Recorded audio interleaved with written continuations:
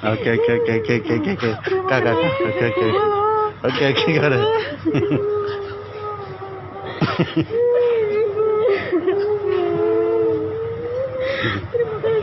Okey, kau dah. Coba. Ana pa lipai ke pupai mah.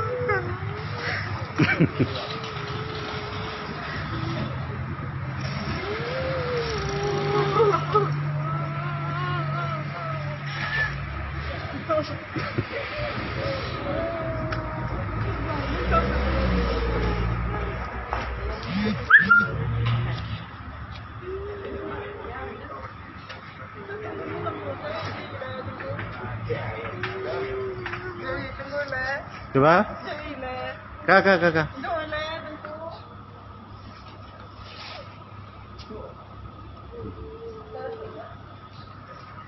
Nyokat rupa mai bu, pucuk betul lah bu.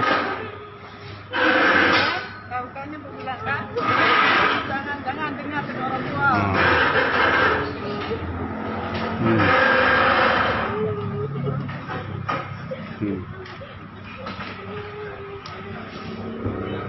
Jadi ibu pasti ini anak ibu kan? Pasti kan? Okey. Ya, jadi ini tanggung jawab saya. Artinya saya sudah kasih anak ibu kepada ibu. Saya enggak bawa lari ya. Pasti bu ya? Okey. Ini yang nolong saya. Okey, makasih Pak ya. Ini artinya saya sudah serahkan Fitri Anur ini kepada ibunya ya.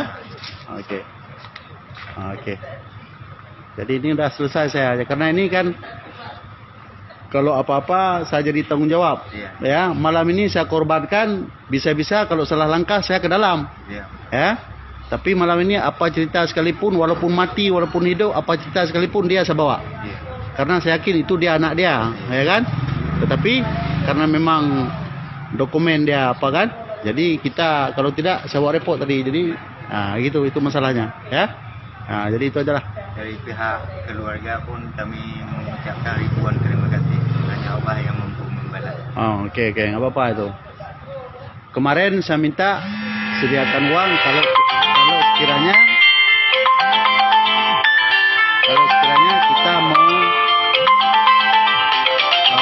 sandiwara untuk nebus. Ya. Bukan untuk saya, uang bukan untuk saya. Sandiwara untuk nebus. Ya kan?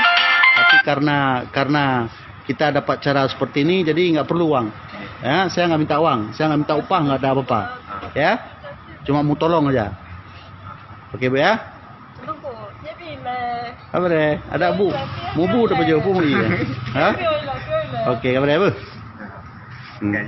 Ci kem lah dia. Nama pul. Pak cok gambar si kamera kan. Kem bahagia.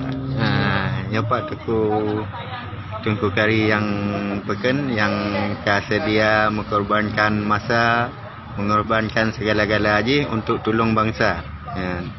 Dan bagi kamu api mengucapkan ribuan terima kasih kepada rakan-rakan ataupun yang mulia mandum. Hanya Allah yang mampu membalas jasa-jasa yang mulia memandum Bantigam Aceh ataupun Bantigam dunia atau orang Aceh. Yang kena mentam yang je kamu bersampung, alhamdulillah selanjutnya.